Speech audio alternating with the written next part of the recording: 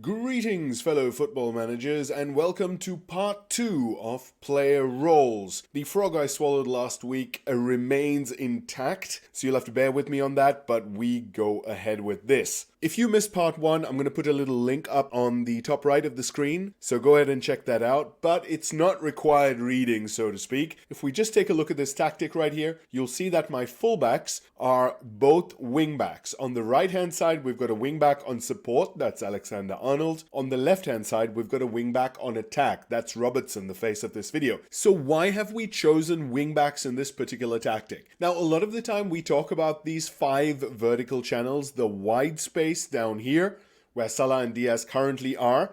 You've got the half space, and then you've got the central space where Nunez is. A lot of modern football tactics look to attack all of these 5 channels, hence why a lot of formations end up in a 2-3-5 or a 3-2-5 kind of setup, where you have 5 players in those 5 channels right up the end of the pitch. Because my 2 forward players are inverting, that's the inverted winger and the inverted forward up top, the theory here is that my wingbacks are then going to be in the wide channels, providing the width to the team. So let's jump into the match engine and see if we can figure out what exactly the wingback does.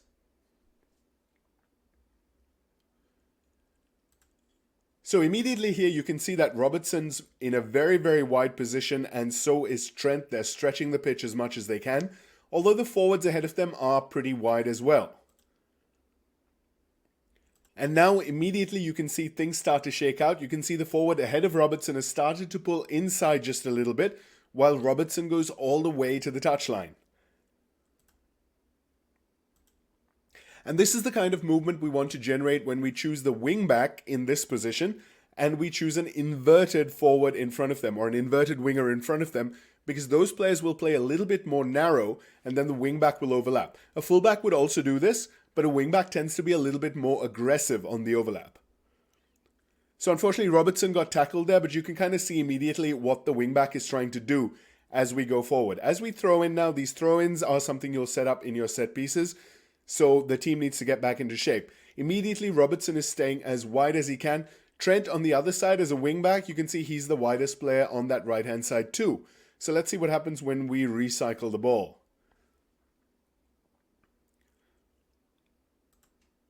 Now we're kind of shifting towards the right-hand side, and immediately you're seeing Salah, who is the inside forward, come into a more inside kind of position, and Trent Alexander-Arnold on that far side is again providing the width as a wingback. Now you see Trent start to make a run. He's holding it there because Newcastle are pushing up their defensive line, but again, the same thing that we saw on the left-hand side is happening on the right as well.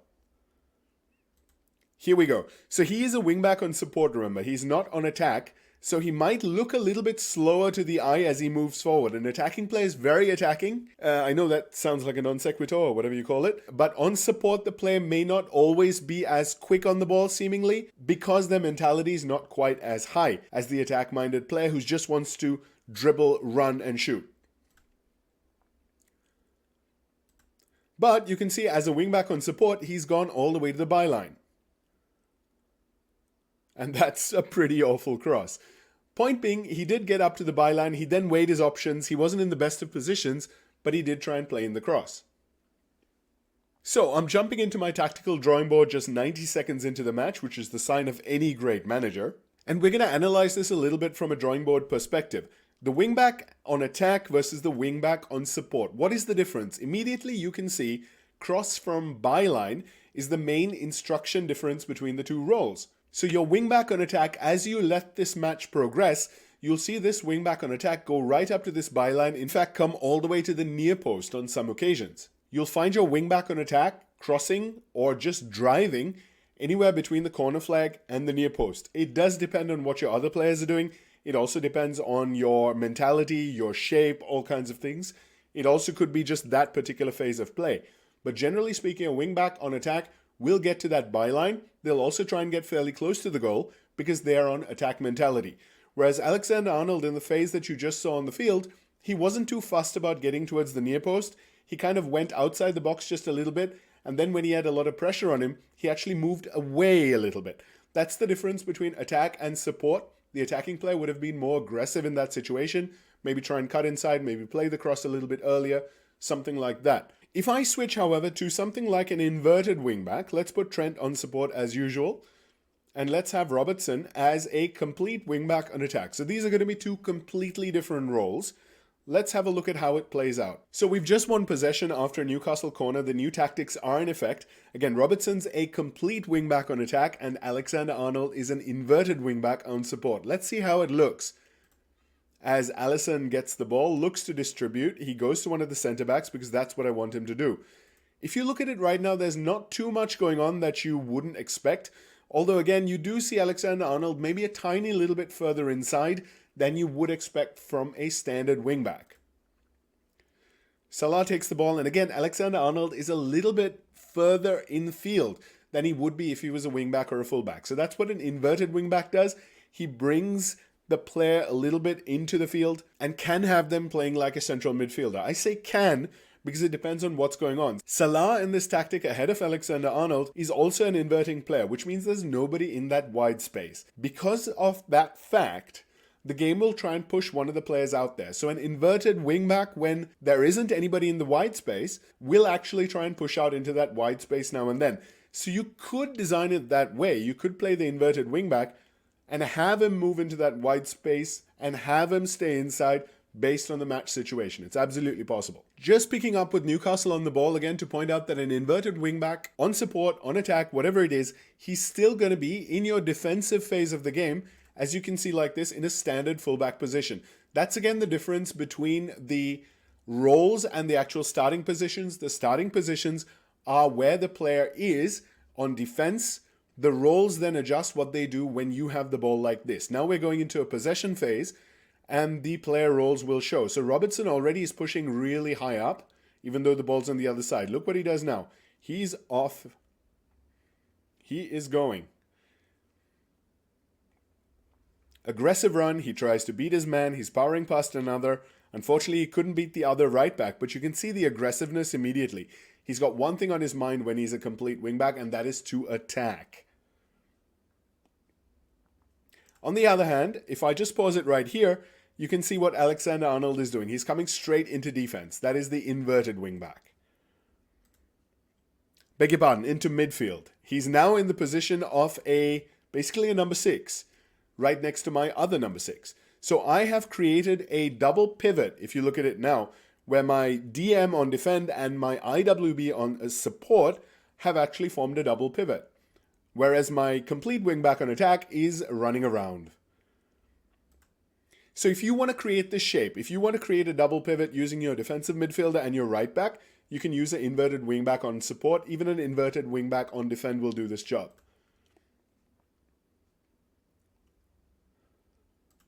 So look at where Trent is. He's absolutely not providing any width, and in fact Salah is now the one who's providing a little bit of width.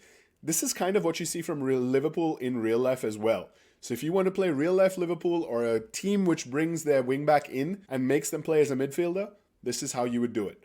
The complete wingback, meanwhile, you can see on this left hand side down here, Robertson is looking for space. He's trying to push as far as he can, but he's also looking for space. He's getting as far away from the defenders as he can, although their winger is on top of him.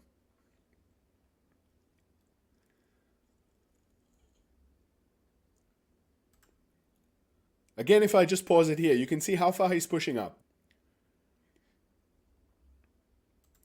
The advantage of the inverted wingback on support is, as you can see, it gives you one more man to build up play and to push the play forward. So if you're struggling with possession, you can actually play an inverted wingback and try and use that player to just be another body for those short passes in your midfield. Also, again, I want to draw your eye towards Salah up there.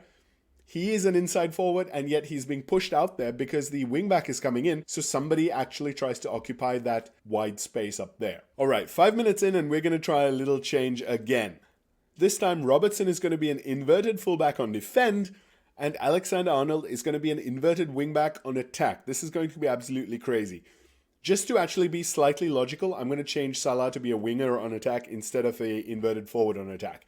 Actually, let's make him a winger on support. That might be even more sensible, let's say. All right, we've just won the ball in midfield, courtesy of Szoboszlai. He's going to give it up to Neves now, and we're going to try and start an attack. Let's see how things look with the new role setup. Robertson now isn't interested in running with the ball too much, even though his player traits show that he is a run with ball kind of guy. And we have possession again with a little throw in. So let's see how our possession shakes out with this new role selection. As you can see, Robertson isn't really interested in going forward very far. As an inverted fullback, you can see that he's now forming a 3 at the back. And what he's actually doing is, if you look at exactly where they are, he is pushing them a little bit further to the side. So it's going to be a flat back 3 in a nice central area. If you played him as a fullback on defend or a no-nonsense fullback on defend, he would be still in the left back position, not a center back position. But an IFB, an inverted fullback, actually brings him into the center back position, even though his starting position is left back. So let's see how this goes. Immediately we can see Salah is holding a wide area and Alexander-Arnold is inside him now. Because Salah is a winger on support, he's looking more defensive, he's looking to pass it back. Trent is much more aggressive because he's on an attack duty. We're going to recycle the ball again and see how this goes. Again, there we go. Salah is wide and Trent is coming in. Look at this run now. Trent is moving into that half space. Again, you can see the channel of 5 now. You have Luis Diaz, who is our inverted winger. He is now providing the width because Robertson is not interested in that. Robertson is effectively a centre back with these 3 guys. Look at the symmetry in that back line. We have our striker pulling short, obviously. And in that sense, we've got the 2 number 8s making runs forward. And we've got Trent coming into the half space in a very, very aggressive manner. Again, as we start moving the ball forward, Trent is running at that back line. Look at that run there. And Salah isn't trying to run in behind. He's actually coming short for the ball. So your support duty is more about possession play, keeping the ball, giving you that possession option. Whereas your attacking duty is always going to try and make the run in behind first before looking for possession. So Salah's just played it in behind. Jones is moving on. And let's look at where Trent gets to on this move. Look at that. Trent is in the number 8 position there. This is exactly where he scored from against Manchester City the other day in the 1-1 draw there. So if you want to replicate that particular move from Trent, we've kind of just seen it here, where Salah plays the ball inside and now Jones has taken it. But Jones is a little bit more interested in attacking rather than cutting in and playing in Trent. But Trent is in that position where he scored from, which was your inverted wingback on attack. Inverted wingback on support could get him to a similar position too, but attack will get him to that position more often. Previously in the video, we saw him as a wingback and he was kind of there as a wingback on support. As an inverted wingback, he's in this area. So choosing your player role and duty is all about the movements you want to see and where you want your players on the pitch. If you want your fullback to be a genuine goal-scoring threat, if he has finishing and long shots, you can put him on inverted wingback and make use of that. So now that we've seen how these roles perform on the pitch, I'd like to just drill down into some of these roles and tell you here in a more theoretical fashion what we can do with them. So first of all, I started this video with 2 wingbacks, and that is because one of the most important things about the players in the wide areas is that they're going to link up with the players in front of them. Generally speaking, your wingback is the role where you want to take command of the entire flank. Essentially, you could be playing a narrow formation, let's say something like this.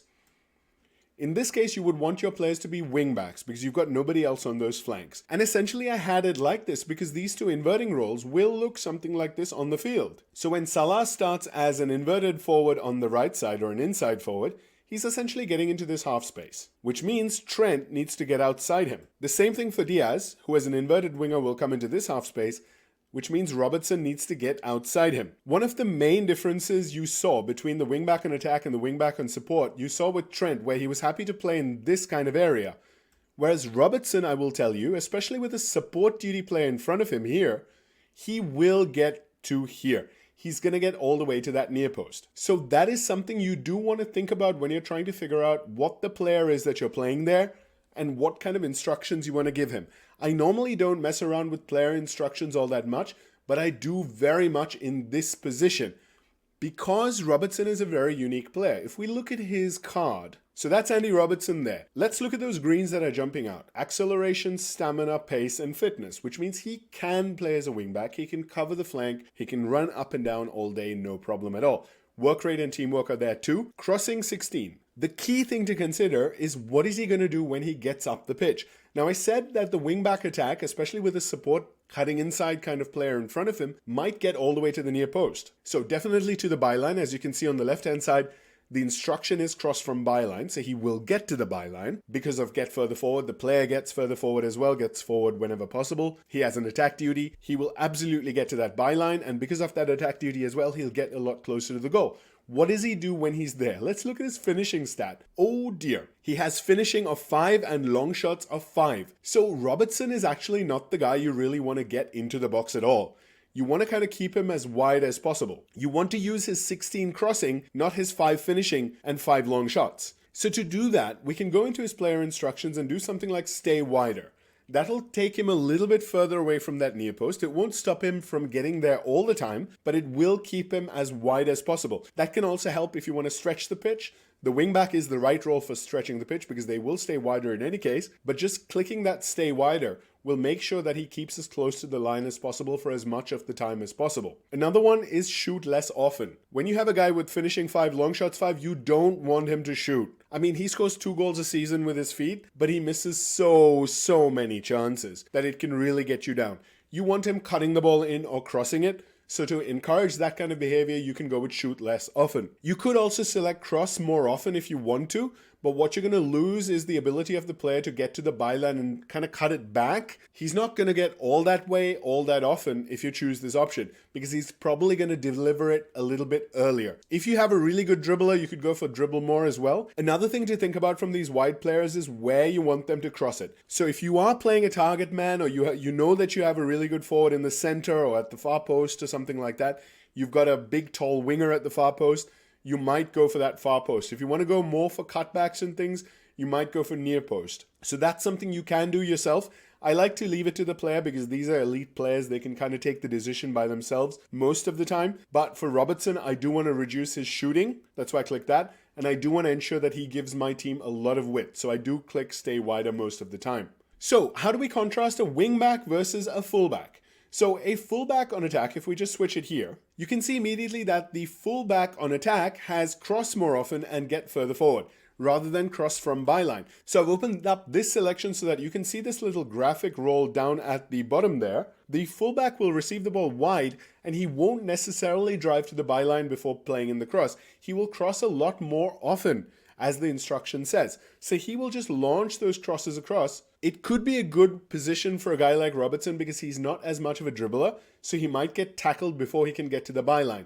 He does have the pace to kind of dribble. He can knock the ball past a man and then go, so that's not bad. Dribbling 11 with that much pace is a good thing. That's good enough, really. But if you want to take no chances, you might actually put him on fullback attack, for example, because you don't trust him to beat that last player. Let's cross it as soon as the opportunity arises. So a fullback on attack won't get to the byline. He won't play those cutbacks as much. He's going to look to drive up the field as far as possible. He'll still make the same runs, but he will deliver the ball a little bit sooner. If you're relying more on things like cutbacks, you might want a wingback a little bit more. By the same token, when we look at complete wingback, the difference between complete wingback and wingback isn't huge. The main thing is that the complete wingback is given a free role. So the roam from position instruction is on for the complete wingback, whether it is support or attack. If we have a look at this, he has roam from position. He also has stay wider. So I've gone in here to double check. Yep, they've got get further forward, stay wider, and roam from position.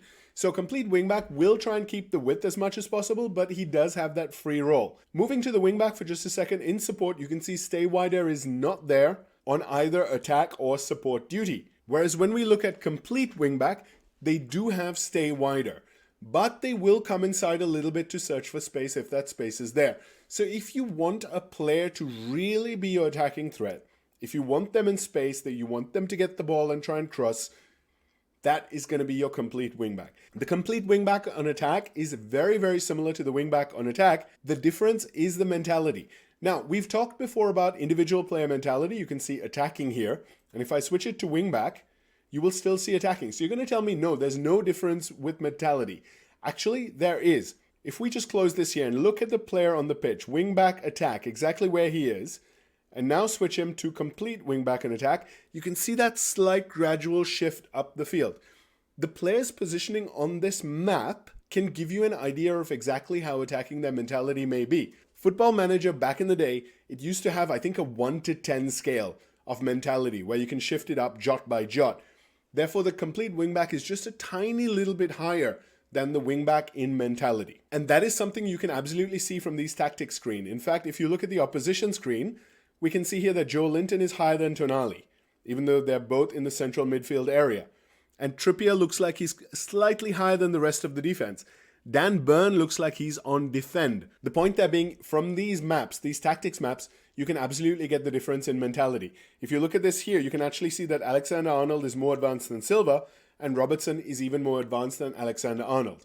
So if you want a really quick look at the opposition to figure out their mentalities, you can actually see that from the alignment because of those 1-by-1 jots. So why would you pick complete wingback over a wingback? Your complete wingback is going to hunt for space a little bit. By default, they will also stay wider. I personally prefer putting the wingback on attack and then giving him stay wider for that width, really stretch the field. Complete wingbacks are absolutely specialist positions. You do need a player who can carry it out. And one of the big things a complete wingback will do is he will pass. He'll make through balls and stuff, which is another reason why I like to play Robertson as a wingback, not a complete wingback, whereas I sometimes do play Alexander-Arnold as a complete wingback because he can pass. Obviously, wingbacks and complete wingbacks are very mobile roles. They're not ball magnets. In fact, none of the players in these wide areas are ball magnets at all. In terms of shape changes, complete wingbacks a little bit because they do roam from position, but they're not going to dramatically change the shape of your team.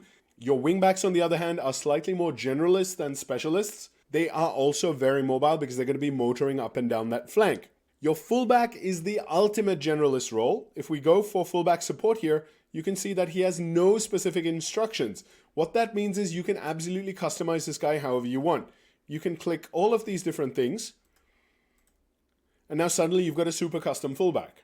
So if you want to give the player individual instructions, if you want to make him do something super specific, you can actually do it from a fullback base because he's not going to have so many things hard-coded. So this is basically your central midfielder on support as well. It's the same thing. They have nothing special. You can program the player however you want and make them more of a specialist if you choose to. Fullback versus wingback. How do you decide? Your wingback is going to be higher up the field. They're going to try and get to the byline more. They will be in crossing positions more on the same duty. What that means is a fullback on defend versus a wingback on defend. Your wingback on defend will be slightly higher up the field and might have a chance of crossing from deep. He will have cross from deep and hold position. Fullback has kind of the same instructions, but the wingback will just be a tiny bit higher up the field and therefore more likely to cross.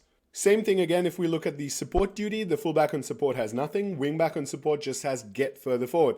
So again, this guy will be in a better position to cross. Choosing between fullback and wingback very much depends on where you want the player to patrol. If you want them to get a little bit higher but keep the duty the same, choose wingback. If you want them a little bit deeper but also not change the duty, make a fullback. And then if we recap those shape changer roles, we have again the inverted wingback and you have the inverted fullback. These are very much your shape changers. They're also very much specialists because your inverted fullback is basically a center back. So you need a player like a center back, ideally with some passing as well to recycle the ball. Your inverted wingback is going to be much more aggressive. They might be something like a playmaker type player. So again, you need more of a midfielder profile with the inverted wingback, not so much crossing. You need more passing, creativity, even shooting. So these two roles are very much in your shape changer mold. They're also specialists. Mobility depends on their duty. So the inverted fullback is absolutely not mobile. Once he gets into that defensive line and becomes another center back, he's not going to be mobile at all.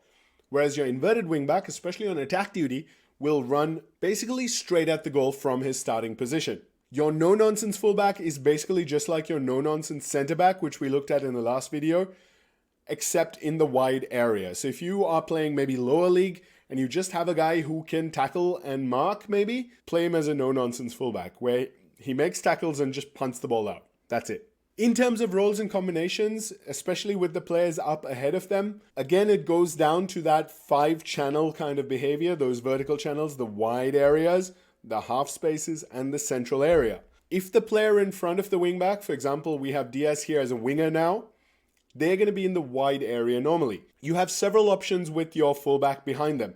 You can have them supplement the attack. You can have them overlap. you can have them underlap, or you can just have them stay back. So if you want them to stay back, you can put no-nonsense fullback. If you want them to stay back but join the defensive line or become a new center back, you can go with inverted fullback. You can go with inverted wingback if you want them to be more of a midfielder while the other guy holds the width. That would be kind of the underlapping role. If you want to actually overload that wide area, you do have two choices again. You can go with fullback or wingback. That'll keep them both in that wide channel. So what you do then is up to you. You can kind of mess around. You can go with a winger on attack, in which case it doesn't make sense to have a fullback on attack, for example. This doesn't make too much sense because the players will eventually get on each other's toes. So with a winger on attack, I would generally combine a fullback on support because they're going to be a little bit further back. They'll provide that deep crossing option, whereas it'll be the winger who actually gets to the byline. If you have a winger on support and you actually do want to generate the overlap, you can probably go with something like this. Winger on support, wingback on attack, you will see more overlaps. If you want to make sure of it, you can have overlap left. What does the overlap instruction do? I want to do a different video on team instructions, but overlap will basically try and tell Diaz come back a bit, so it'll lower his mentality and it'll increase Robertson's mentality to actually generate that overlap. You can also go and say underlap left. So instead of designing the underlap using player roles, you can actually use the team instruction and then have Robertson kind of make this move. So the game will basically tell him stay a bit narrow and it'll tell Diaz stay a bit wide. So he stays here. So how you choose the role of your fullbacks is very much what kind of attack you want to be designing, what role you want them to play in the attack, how active you want them to be. So your wingback attack will be very much a primary creator in your team. They're going to be very aggressive in getting up the field, and you probably want to support that motion by having some cover. You might want a number 8 playing a little bit more of a supporting role so that they can jump out and block any kind of counterattack when your wingback gets stuck up there, for example. On the other hand, if you want to do interesting stuff with your central midfielders, if you want to have something like a Metzala on attack, you probably want to bring your inverted wingback into the party to get them cutting into that midfield and using that vacated space while your number 8 plays something like a winger. Then you can have your wingback stepping inside to take care of the midfield role. So there's so many roles and combinations that work here. In the end, it's up to you to decide on your player role for your fullbacks and wingbacks based on what you want to do further up the field. Just as an example, the shape that you see right here on the field, which I have arrived at just by clicking stuff, is actually a 3-2-5, where you have your winger up here, you have your Mezzala working into the half space, you have a box-to-box, well, he does have roam, so he might get into the half space, you have this guy up here, and you have this one in the middle. So that's your attacking 5 already. You have your inverted wingback coming inside to join the midfield, which will push the defensive midfielder a bit to the side there, forming a double pivot. And then you have your inverted fullback who will join the 3 central defenders as another central defender, making a flat 3 at the back. So I have actually randomly stumbled upon Pep Guardiola's tactic just by clicking stuff to show you what fullbacks do. Is this how Pep Guardiola came up with his tactics? Let me know in the comments below. Cheers!